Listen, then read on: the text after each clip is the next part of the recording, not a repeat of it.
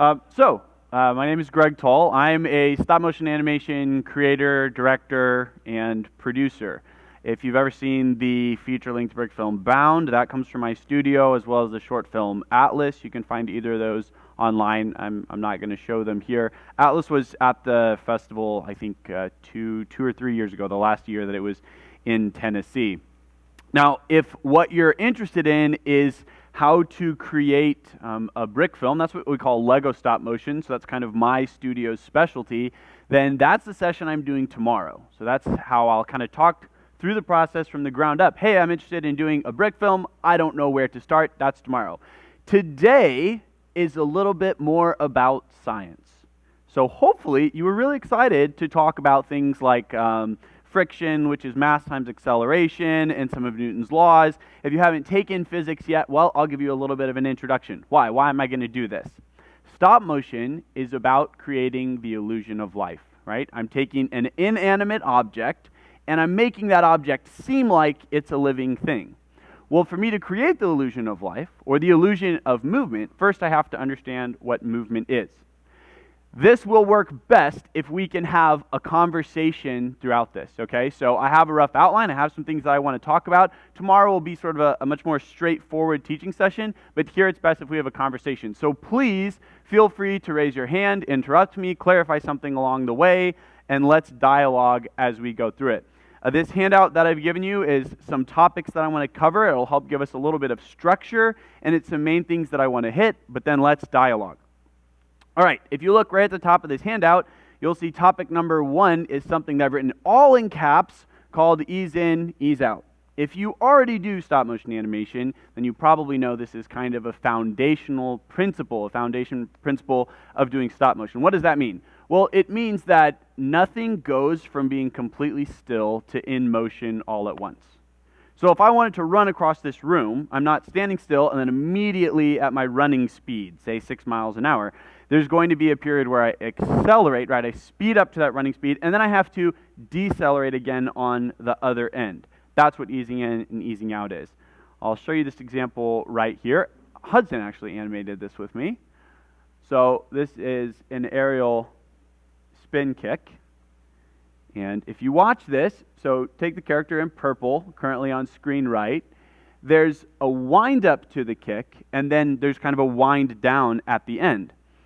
So we're watching her, she's standing here, and then you'll notice before she goes up into the air, there's this kind of prep motion, right? You can't be, like if I stand here and then I want to jump, hopefully I don't lose this earpiece along the way. If I want to jump, I can't get very high if I just go straight like this. But if I set myself up before the jump, if I squat down, I'll be able to get a lot more vertical movement, right?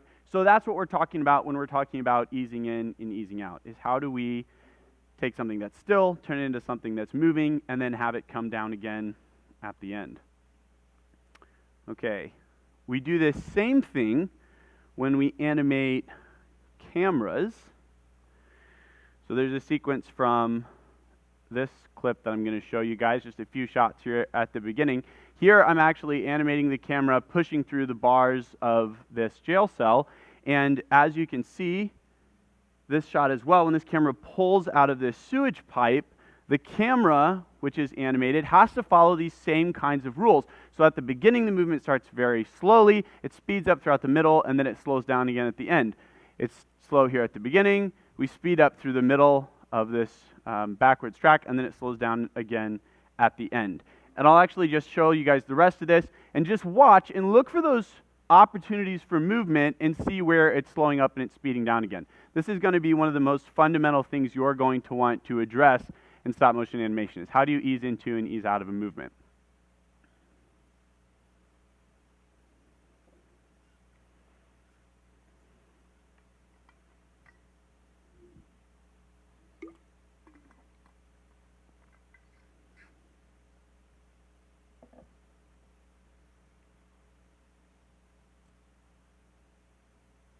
In case you're wondering, there's no sound design on this. This was a project that got Can-X'd by Lego before it actually ever went public, so post-production didn't happen, but all the animation is there.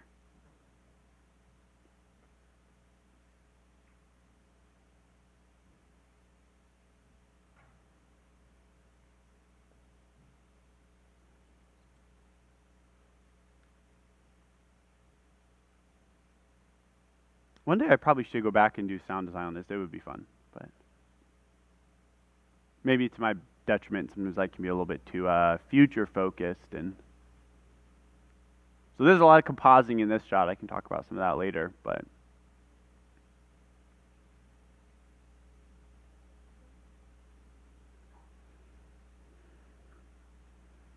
okay.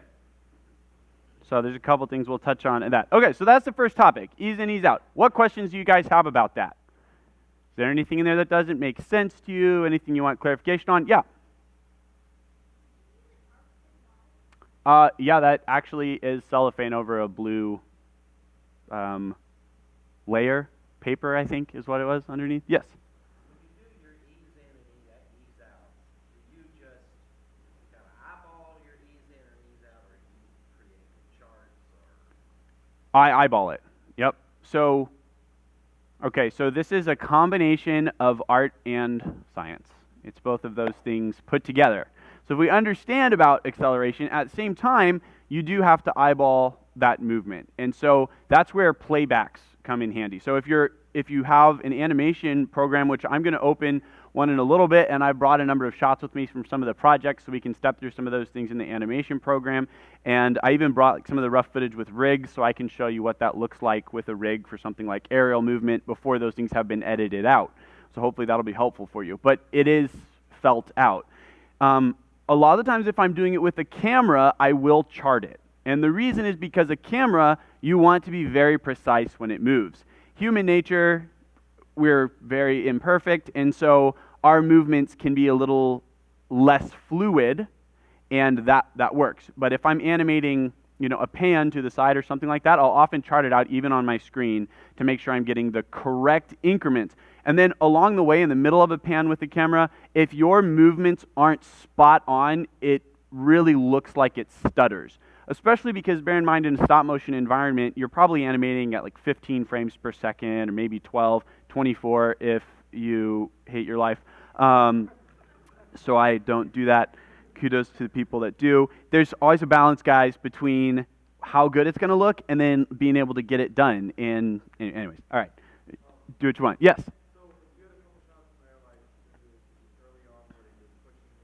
Yep.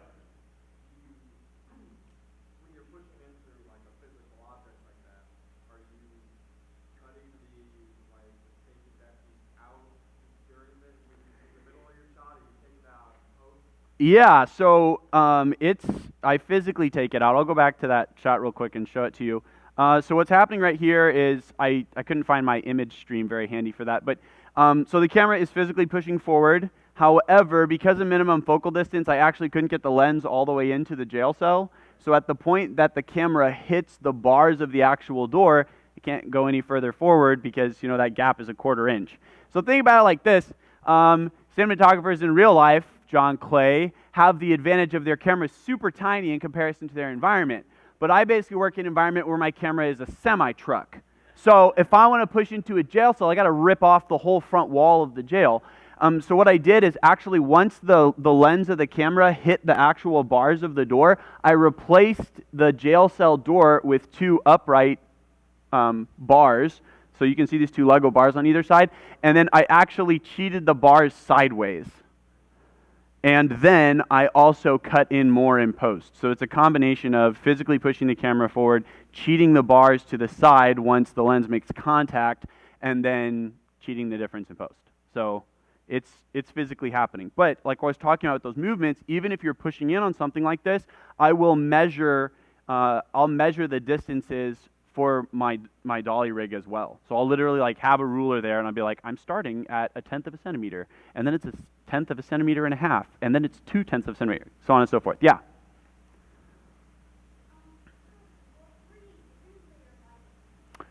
So this is actually all practical lighting. That's a micro LED up there in the corner, and this entire room is lit from that one light. One advantage you have with stop motion is that you can shoot painfully long exposures. So if you're like, well, I want to underlight this scene, then you can just have like a 10-second exposure. Yes?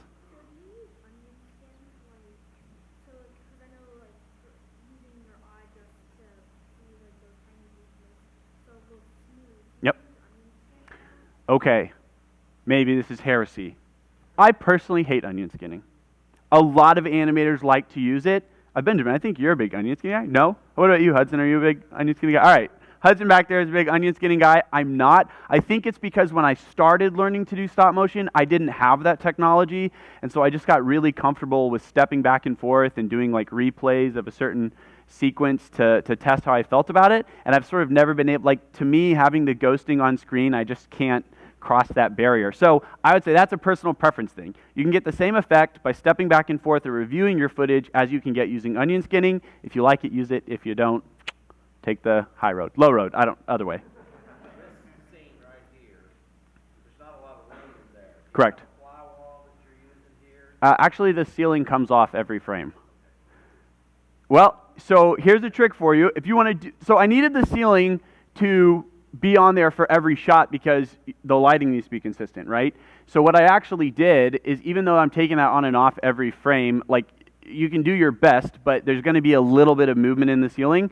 So I took the ceiling on and off every frame. I would shoot the shot, take it off, animate, shoot the shot, and then I composited one frame of the ceiling back in for the whole sequence. And so that allowed the ceiling to stay perfectly stable in relationship to the jail cell, but all the lighting remained consistent. Because otherwise, they get like this reflection on the top of their heads, and it doesn't look right anymore. So that's why I solved that. Yes? Just going quickly back to what you're saying about easing in and easing out. I know there are times when you do not ease in, you cannot ease out. For specific reasons. I know I found that. That's a great question. Okay.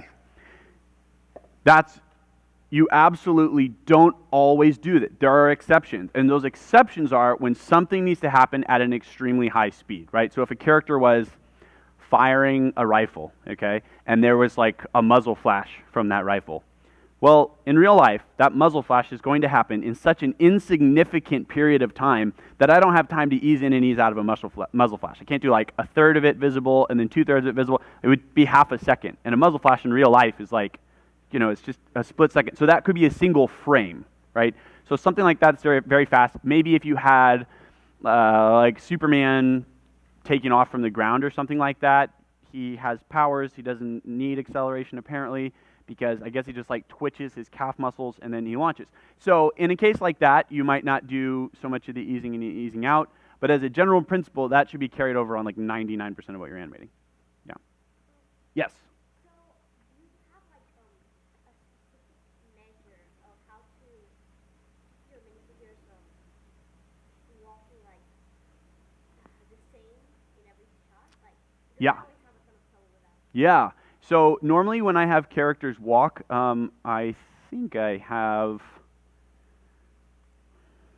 Oh, no, I just pulled my run sequence in here. Okay, I'm going to show you a run sequence, which is going to have a lot of the same principles as a walk sequence, and then I'll use it to explain this. So when a character is doing a sequence like this, this is running at 15 frames per second, you are repeating the same series of movements over and over again, right? So when a person walks, we're bipedal bilateral creatures, which means, we do the inverse on one side of our body as we do on the other side. So as my right leg goes forward, my left arm goes forward, and then they switch. So some people will actually do replacement animation, which means you could essentially set each character and say the 5 steps of a step, or the 5 stages of a step, and then you could just swap them out. But if you establish a cycle, some people like their walks to be a little faster, a little slower. If you establish a cycle for yourself that you like, then it's just a matter of repeating that cycle over and over again for something like a run or walk. So I would say, like when I do a minifig, it's right here in a neutral position, and then, one foot goes forward a stud, the arms move a little bit, then there's usually 2 frames where they're kind of balancing in between the studs. There's a frame where that previously forward foot is planted, the back leg is back, and then they come back to neutral position again. So that same 5 steps is just going to get repeated for the whole period that someone's walking. So once you kind of feel it out for yourself, then you can just say, hey, I'm just repeating the same thing over and over again. Yeah. Yes? So for your minifigures, this is something I've heard before, and I was curious if you do it. Mm-hmm. I've heard that some people for like large objects, for example, the boat in the actual film, to keep it in place, or to keep it from like tipping over, or keeping it in the same place, or keep your movement in the sticky pack. Yep. Is that something you I'm a big fan of that, and I'll actually talk about it later. I talk about that a little bit under topic 9, so you're ahead of the curve, but we'll address it a little bit. Okay, let's talk about dialogue sequences. Ooh, hopefully I do have sound. I don't. That's a bummer. All right, well, this will make it work, but it'll be a little bit less helpful. Okay, so this was a little promo that I did for the festival.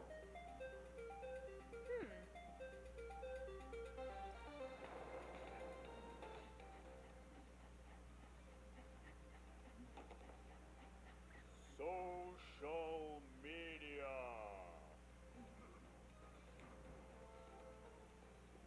Big impact. Also a lot, especially if you're looking for something specific. Sign up for the email list. All the important stuff goes out on it, and you won't get inundated. Okay.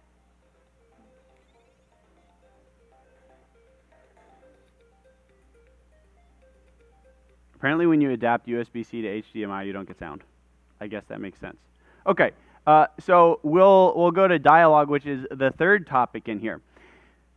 Here's the tricky thing about dialogue.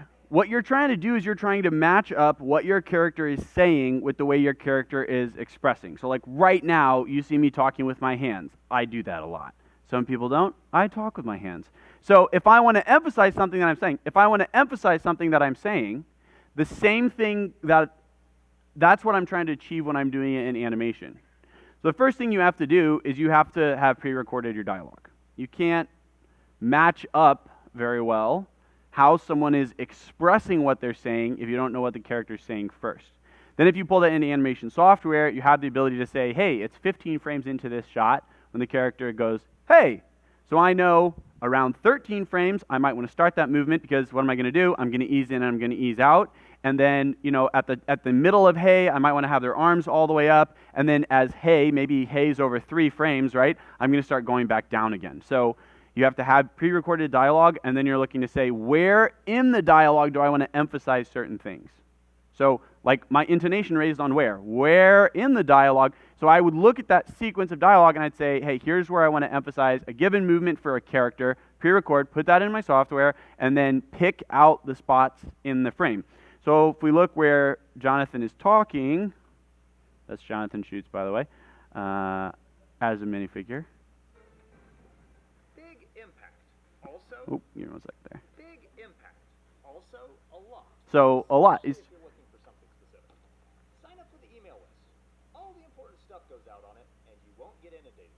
So like right there with inundated, right? As he says, and you won't get inundated. And then he's going down and he's emphasizing that point in the dialogue. Pre-recording, I know what my timing needs to be, and then I can match up the movement of the character with what they're saying.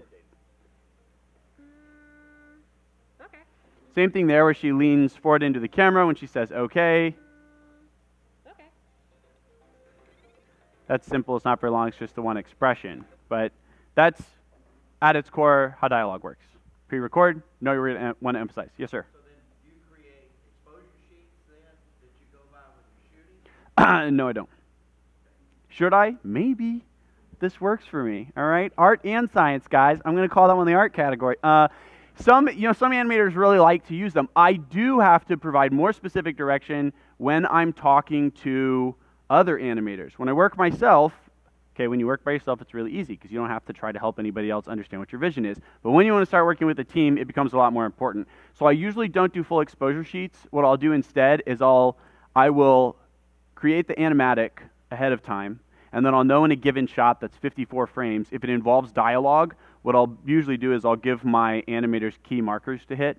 Like, hey, around frame 15, there's going to be this kind of emphasis. There's this keynote for something you should hit at frame 27, etc. And a lot of trust has to go to the animator. An animator is also an actor. Who in here is an animator? Great, you're all actors. Don't know if you knew that, but you are. What you're doing when you animate your character is you are acting out that role, right? So we have tons of people here who are actors. Well, when you animate, you play that job. Because if you want a character to be sad, surprised, angry, whatever it is, you are the one eliciting that kind of emotion from this inanimate object. So If you got to talk to other animators, you need something more like an exposure sheet or at least a shot list with specific notes to hit. Benjamin, you raise your hand, and also you might be able to answer this question better because you've worked for me animating characters doing dialogue before.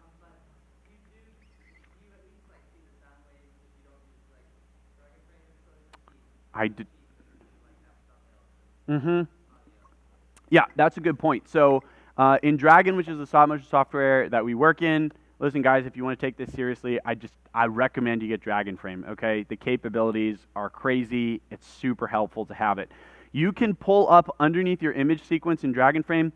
Let me just actually do that now.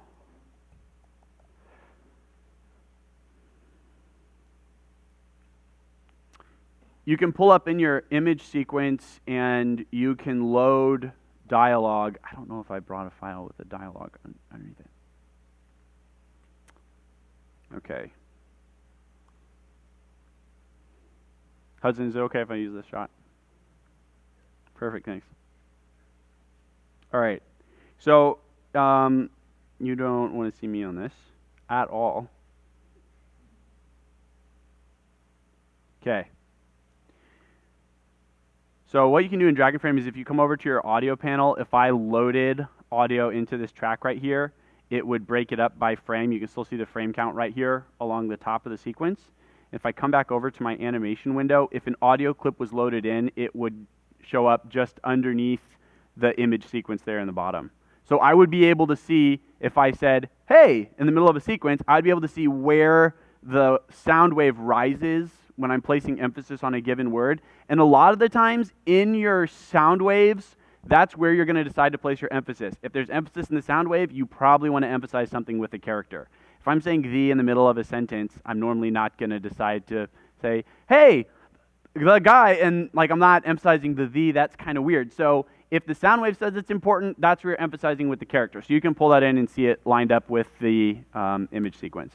I didn't anticipate that question, or I would have brought dialogue with you and been better prepared. But so you can do the exposure sheet on the side, and I think a lot of studios will do that. But what I'll usually do is I'll ask for specific points to hit.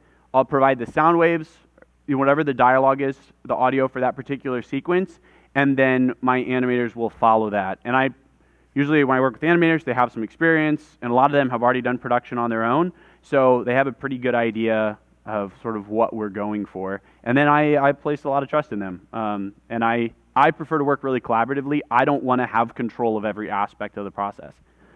So that's how I'd answer that. Yeah? Just to follow up. So do you actually edit your film in Dragonframe? Or I do not. Okay. Yeah. But you get it in sync. Your Correct. Yep. Yep. You can export MOVs from Dragonframe, but we always have tons of post-production to do on the footage, and we prefer to work on the high-resolution image sequence. Most of the time I export out of Dragonframe at 6K, and then that's where my whole workflow process starts. So when we address any sort of like dead pixels in a lens or anything like that, we'll do that at 6K resolution, and then when I'm done in After Effects, I'll scale down, export that to usually like 2K, and then 2K is often my final output, so that's what I'll take into an editing program like Premiere, and then I'll edit in there, and I'll line my audio back up with the characters. Yes? So, going back to the original film where you had the scene, Yeah? because I know, like, how did you make that, like, feel like it was live? Did you, like, with the Lego piece of green, like, did you show the green screen? Because I know that. Oh, so I'm sorry, so you're talking about the CWVFF promo, this one right here? Yeah. So it's actually just a plain black tile, and then I just composited a screen onto it. So I just created a Photoshop file. Yeah, so that's just a blank tile, and then I just made a Photoshop file that matched the dimensions of the tile. On the left, all the icons are actually speakers. And it's different supporters. Hey, look, there's a real cast, yeah, on there. So then your icons, like beside the start, so, little Easter eggs, I guess. So then I composited on in After Effects. Corner pin tracking. Yeah, so I just turned up the brightness, and then in After Effects, I also gave it a glow. So there's a couple of masks around it. There's like All right, trying to explain visual effects without visual effects hardware is more difficult. But what you do is you take this image that's on the computer screen and you make another rectangle like that, and then you make the rectangle bigger and you make it have soft edges. So you do like a really strong, we call it a Gaussian blur, and then you turn down the opacity a lot, and that gives it a glow effect. And then you can do that another time with an even wider one so that it looks like the screen's glowing. My email's on there. Send me an email later. Yeah. Yep. Yes.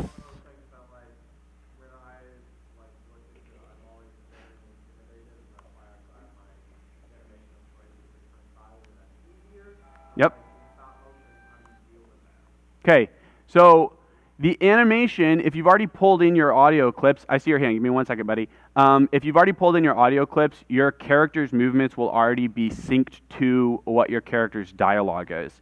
And then Dragonframe also lets you bring in a phoneme set. That's what I call them phonemes. Those are all the individual mouth shapes.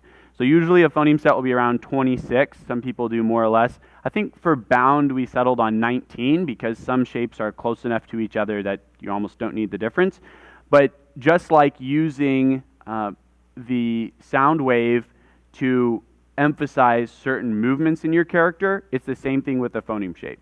So when I make an O sound, so I make that O sound, my mouth is round, and you're doing the same thing with phonemes. You're saying like, okay, this is an O sound, it needs to be this shape. This is a sh sound, it needs to be this shape. This is a sound. So you're sitting there and you're syncing up those different mouth shapes. We usually do that in After Effects. Yeah. Yeah. Bound is 50 minutes long. We spent 8,000 man hours doing facial animation. So that's 4 work years of a single person's life. The whole film is about 26,000 man hours, so almost a third of that was in facial animation alone, to give you a frame of reference. I'm not saying don't do it. It looks great, but just, know what you're signing up for. So this is our short film Atlas.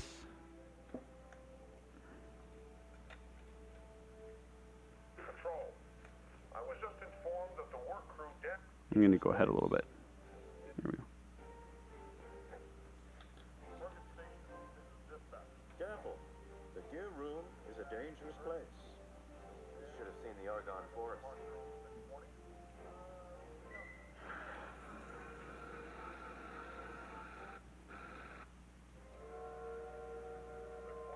A whistle.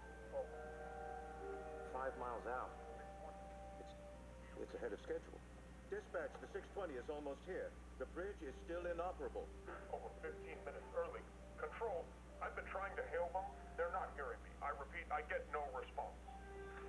Brother, give me a countdown. Roger. You have... All right, well, I'll make you watch the whole thing. But so that's facial animation. And I did not come with all of my After Effects files to talk through that whole process. But that is, it shares some principles with stop motion, but that is honestly its own beast. I could do 2 hours just on facial animation. And if you make a feature, you'll probably spend between 8,000 and 12,000 hours doing it. Yeah, what's your question, buddy? Bricklink.com, which is an independent marketplace of Lego resellers. Don't ask me how many orders I've made. The answer is over 260.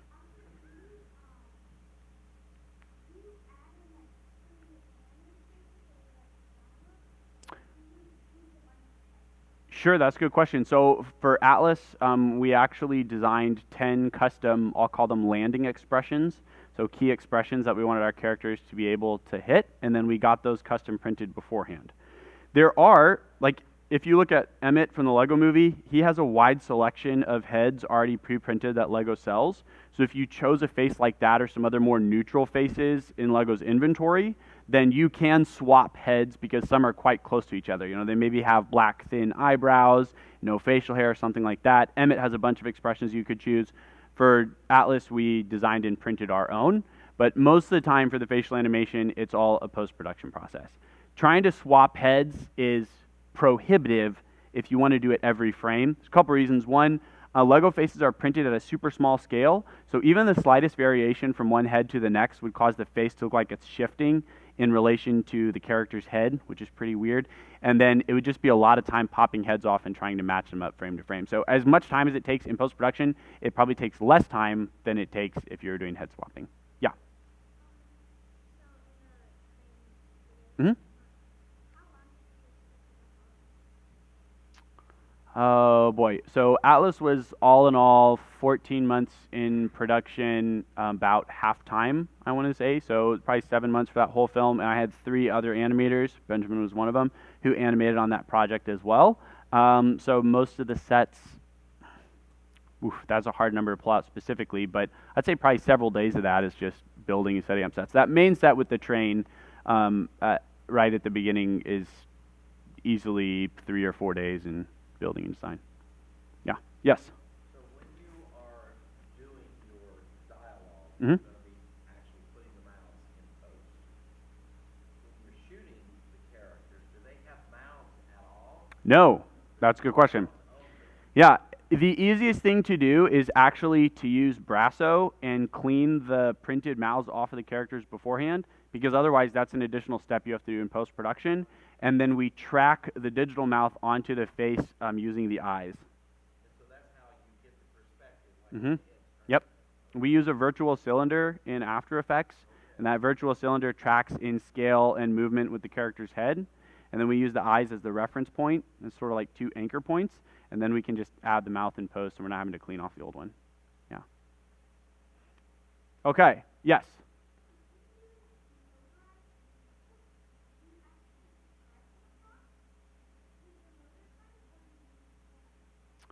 They're always animated. Yeah. Something that was like RC or something would be very hard to control in that environment, and you need really precise control of a vehicle or something like that.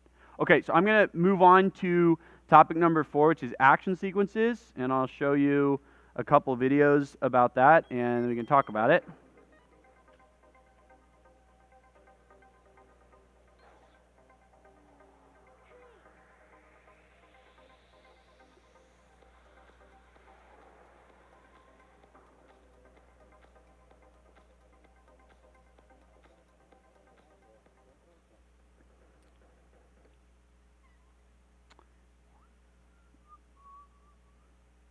And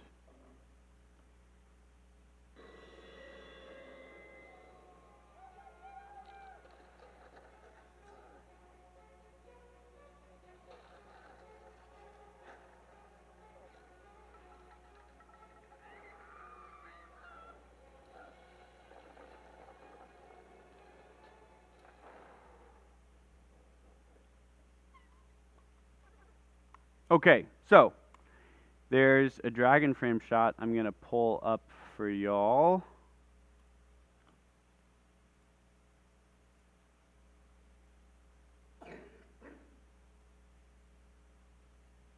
Oop. Never mind, we're going to do it this way. I hope this isn't too dark for the screen. Well, it's kind of dark for the screen. Okay, so this is from our film Bound. Whether or not this character should ever have been able to physically make this jump in the first place, that's not something we're going to talk about right now. What we're going to talk about is how I made this character. He's plastic. He's very resilient. I don't know if you've ever seen a Lego brick, but they can't be destroyed by anything. So, have you stepped on one? Okay. Lego brick wins, you lose. So, you can see this. Hopefully you can see from this angle. Yeah, you can kind of see it. There's this rig, and what I'm doing with this rig is this is where we'll talk about some of the sciencey stuff. Is Micah is flipping out of this tree, and he's spinning as he flips out of this tree, but I need him to follow a consistent path, right? So anything when it's in motion, if it's already going straight from point A to point B, an object in motion tends to stay in motion. To every action, there's an equal and opposite reaction. So if he wants to go straight from point A to point B, then he's going to keep going straight unless something causes him to diverge. Simultaneously, if he's going in an arced motion, he's going to hold that arced motion. So I created a rig here, which was literally already in the arc that I wanted, and that way I could just follow his movement down the arc to where he lands on the ground. You know, my ears are so big, you would think this thing would be fine, but it isn't. Okay, so he's also spinning while he does that. Have you ever seen Bound? It's not a superhero movie. I wrote this when I was 15. I'm not sure what I was thinking. Okay, so you'll also notice here, just to make my life a little bit easier, if you look at the two characters behind the rig, which is Nathan and then that bad guy with the long black hair, it's a little bit dark back there, neither of them move while the rig is in front of them. Hi, that's called me making my life easier. If they moved, then I would have to do more masking around them to clean out the rig, but I actually wait until the rig is no longer in front of them for their movement to start. Because anytime you have a rig like this for movement, then you also have to clean the rig out in post-production. The easiest way to do that is create what we call a clean plate. I made it really easy. This is my clean plate right here for that rig up in the air, because this frame has nothing changing behind it while the rig is in the shot. And then I can just put those two images on top of each other in post, and I can basically erase the rig out from the image on top, and then the background image comes through. So in talking about physics, first of all, you can see right here, here's your acceleration and deceleration. Micah's hanging on the branch. All right, I think I need to get a different shot. This one's a little bit dark. Hold on, guys. This projector's not bright. Let's see.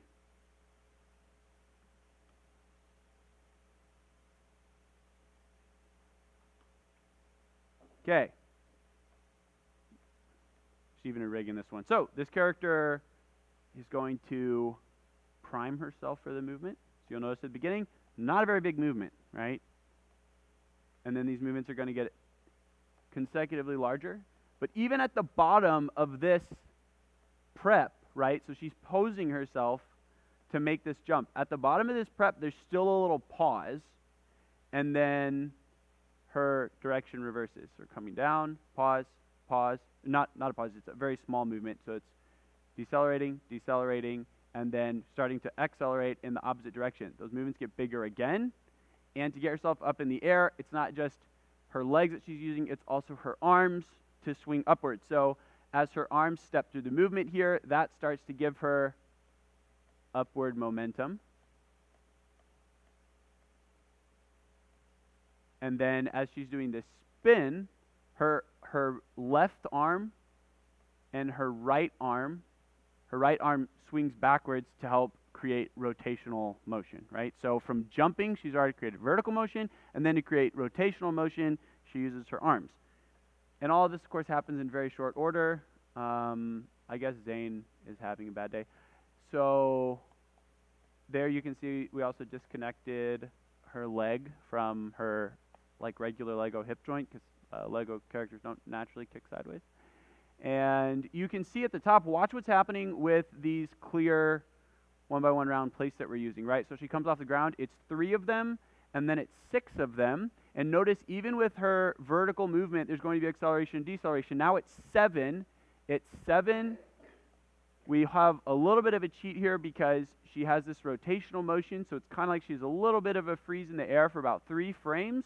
And then you'll notice that the number of plates starts going down again. So that principle of easing in and easing out is applying to her vertical motion, it's applying to her rotational motion, and it's applying to that rig that's underneath her, right? So it goes 3, it goes 3, it goes 7, it goes 7, it goes 6, 5, all the way back down to the ground again. And that's her speeding up into the air and then speeding up as she comes back down to the ground and stopping when she hits the ground. Okay. So that's a step through of an action sequence. Yes?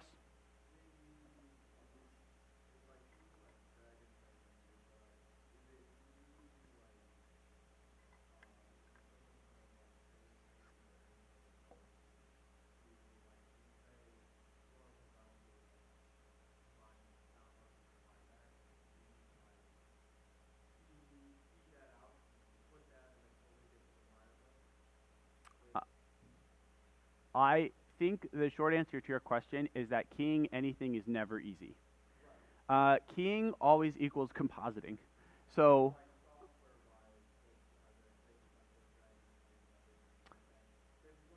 sure. Okay, there's a helpful feature in Dragonframe. When you're over here, this is not on a green screen right now, but there's nope, it's in this window. You have video assist levels and drawing layers. media layers, what you can actually do with media layers right here is I could select a green screen color. If I had a green screen in that picture, I would just pull the dropper and say, hey, select green.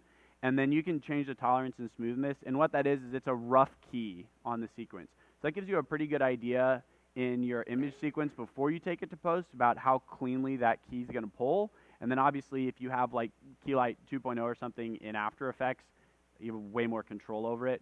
But that's about as far as it goes with Dragonframe. It just kind of gives you that early reference of like how good of a key do I have, and then you'll do the work in After Effects.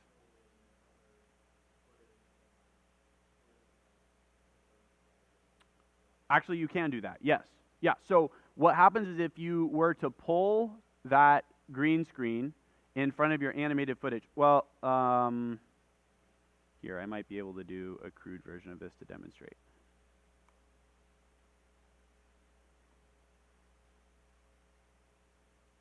So, yeah, this is very crude. It's not a green screen. But if I had a camera, what I would be seeing in what is currently black right now would be my other footage. So if this sequence was shot on a green screen and I was keying that green screen, it would actually give me a pretty clean pull. It would never work for like visual effects in the end, but to animate on, you could then pull in a live image sequence behind it. You would have to export your video sequence probably as an image sequence, but then you could pull the image sequence in as a reference sequence to Dragonframe, have your animated, you could have your animated footage in front of it like this. You could pull a key on the animated footage, and it would allow you to see your live footage behind it. Yeah, so if you're trying to match those two things up. I've never done it before, but well, no. Actually, that's not true. I did do it on a, you helped us with that Kickstarter video. That was a lot of years ago. Okay, it's been a while. All right, what other questions? Yeah.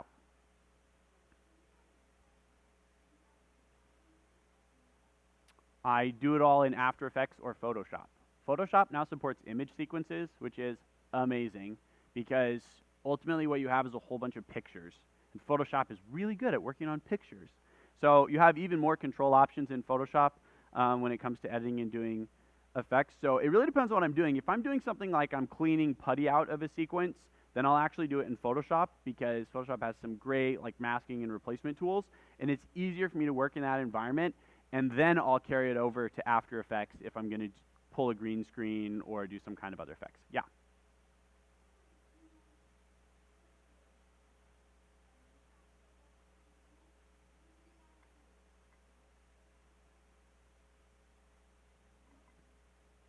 I would do that in After Effects. Yeah.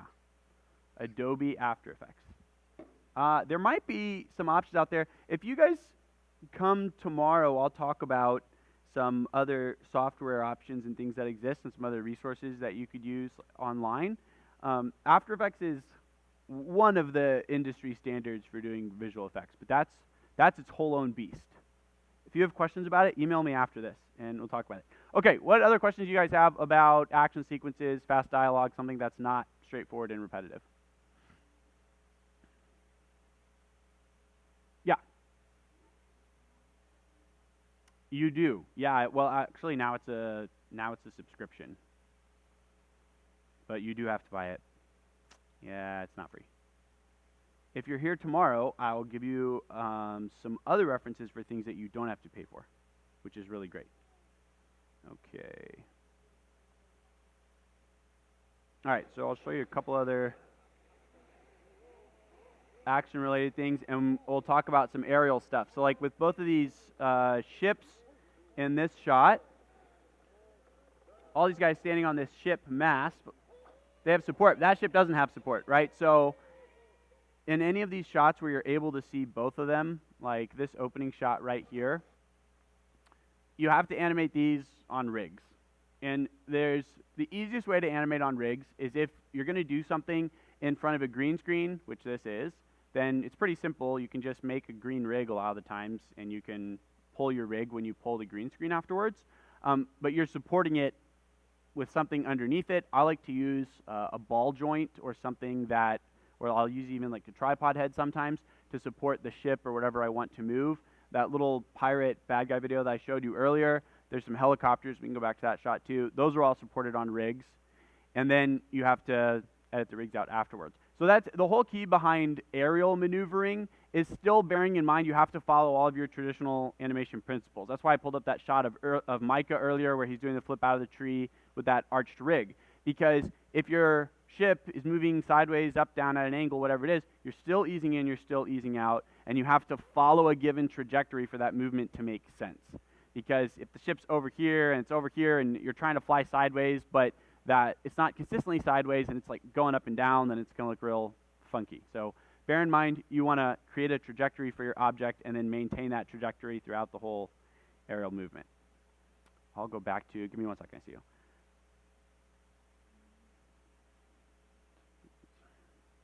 We'll go back to this one real quick and we'll pull up. Okay, so here you have these 3 helicopters. I think this is 4 different plates composited together. If you look at the helicopter in the upper left-hand corner, you can see that it's moving sideways. So I actually created a rig there where I had it on basically like a slider, and I filmed that as its own plate, and then the helicopter is just sliding sideways on that rig. And that way I'm making sure that the helicopter's movement is consistently to the side. And then you can see both of these the little helicopter in the back also, I think, moves sideways. But to help sell the helicopter effect, I had them on tilts on those sideways rigs so that I could implement some tilt into the helicopter's movement as it's going sideways, because things that fly don't normally move in just one direction. So that helps sell the idea that they're in the air, and then you have to composite out those rigs afterwards. Yes?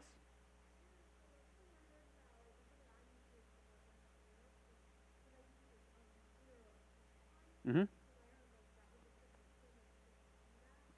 Well, they can see it. Not as easily as other things, but yeah.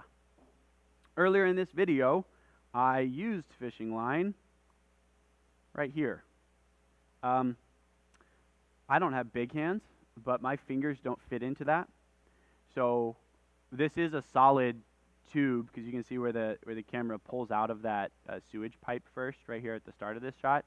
So that's a solid tube. So the character sliding down this, I actually did attach fishing line like at the top of their legs, in between their legs and their torso, and then I let them down a little bit frame by frame as they're sliding down that tunnel. So it doesn't mean there aren't opportunities for you to sort of cheat something like that. This was dark enough, and the character itself was actually hiding the fishing line, so I didn't even have to edit anything out right there. But most of the time, you would actually see it because the line will catch reflections. And if you're not planning to edit something out and you don't already have something like a clean plate, then that can make a ton of work for you. Yeah. Yes, sir. Mm-hmm.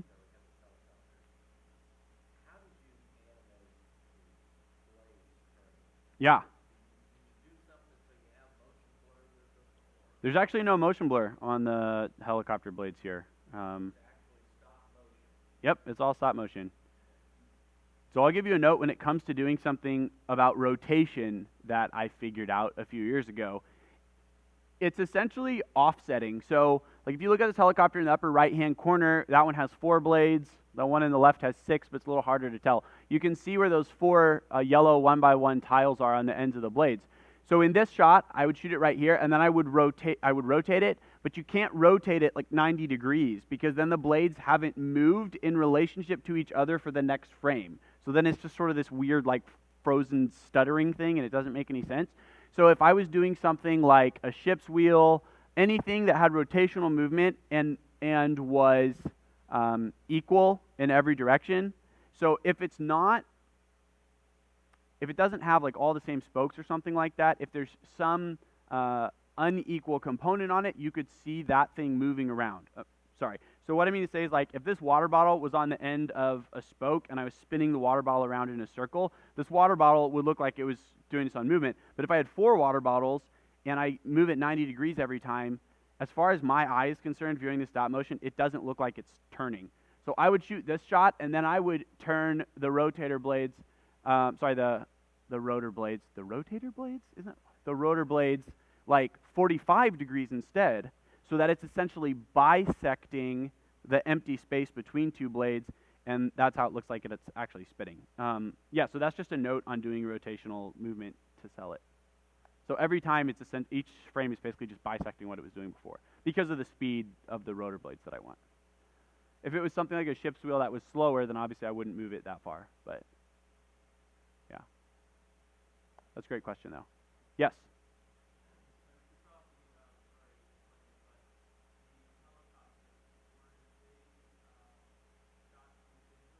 Mm-hmm.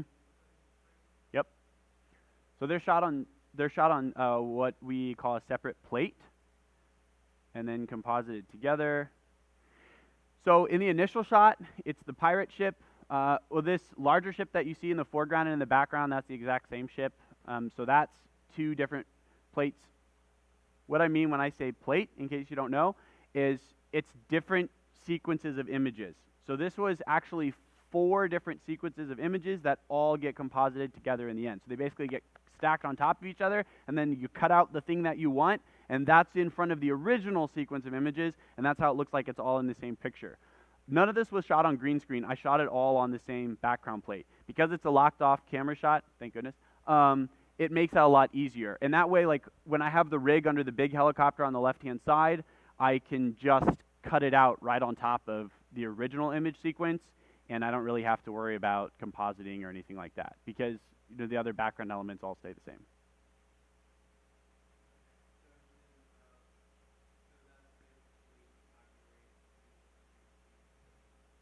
Yeah, absolutely. Let's see.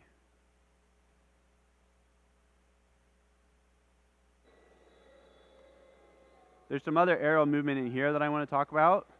So this is a good demonstration of what I was talking about in terms of still following our physics rules and our ease in, ease out principles. Now, a lot of this is happening so fast in this sequence, it's hard to see some of the easing and easing out. When things happen very quickly, especially if one movement is going right into another, there's not a lot of easing in and easing out happening because the character's already accelerated. So it's easier for something to change directions than it is for something to start or stop. You'll see right now this red ninja, I think that's Jay. If anybody's a Ninjago fan, they probably know. Is Jay the blue one? Is that Kai?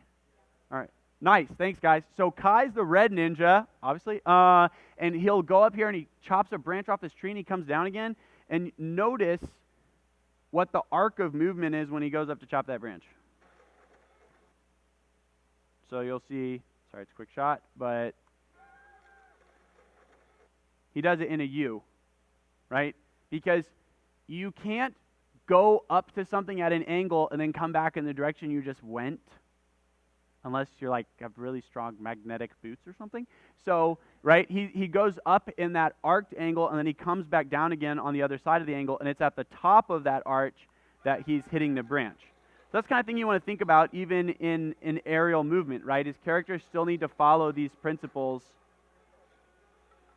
of motion. You'll see the same thing right there where Jay is spinning across the bridge. It's cheating because he's doing spinjitzu, but you'll notice that his movement actually still has a slight arc to it. He's not just going straight. So he's actually kind of like he's lowering as he's going across the bridge. Okay, what other questions you guys have about either action sequences or aerial movements?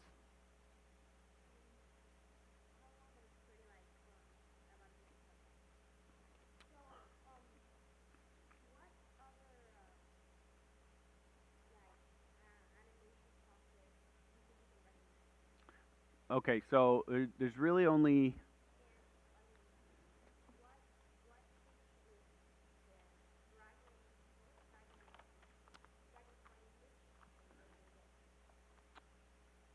sorry, I didn't quite understand the Can you say that second part of that question again about Dragon?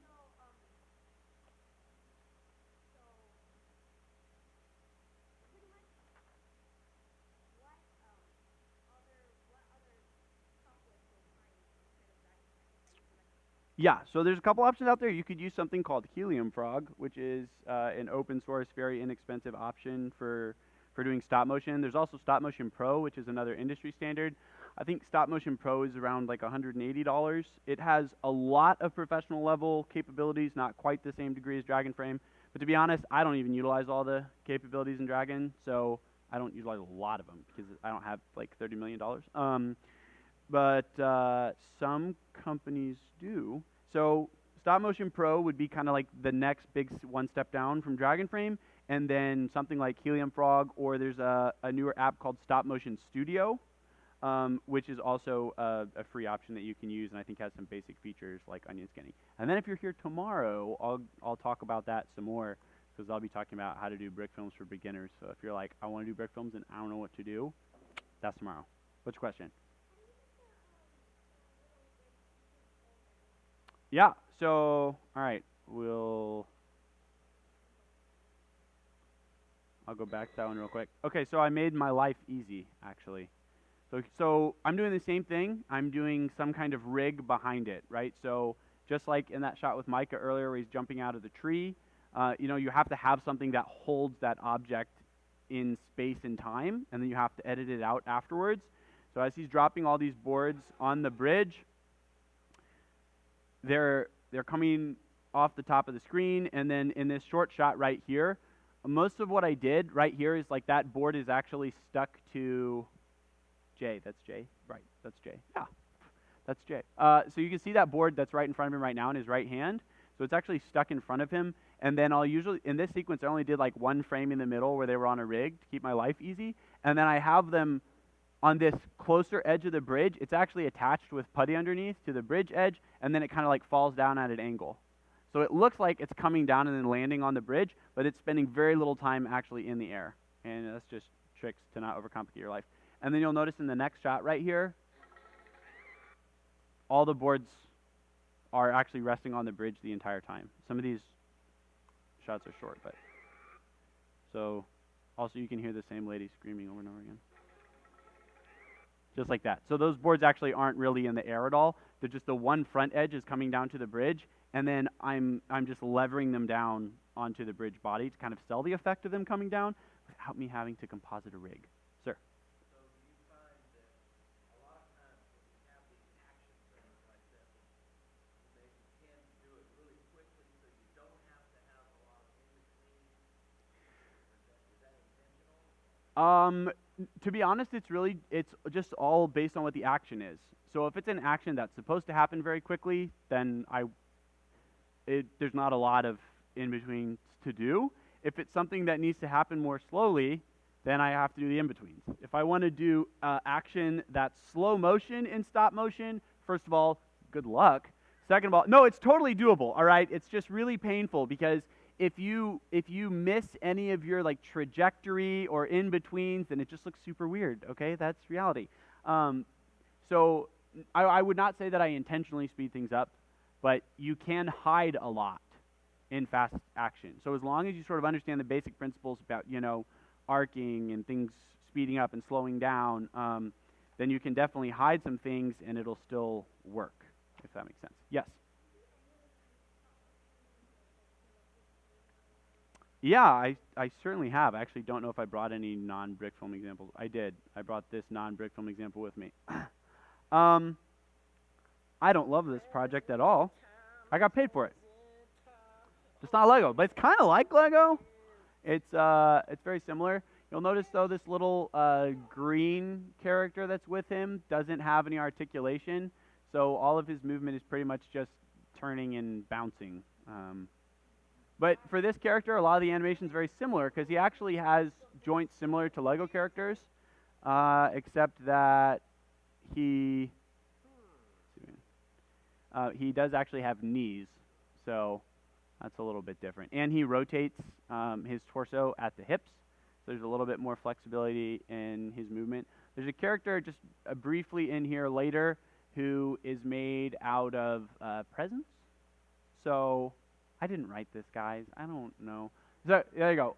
He's made out of presents, so that's basically just presents glued to a wood base on a wire armature. And then here, in a second, in this shot right here, I actually have the little green character transition from himself to a sword. And so that's Clay that's doing the transition. And then he goes from the sword to himself and back to the sword again.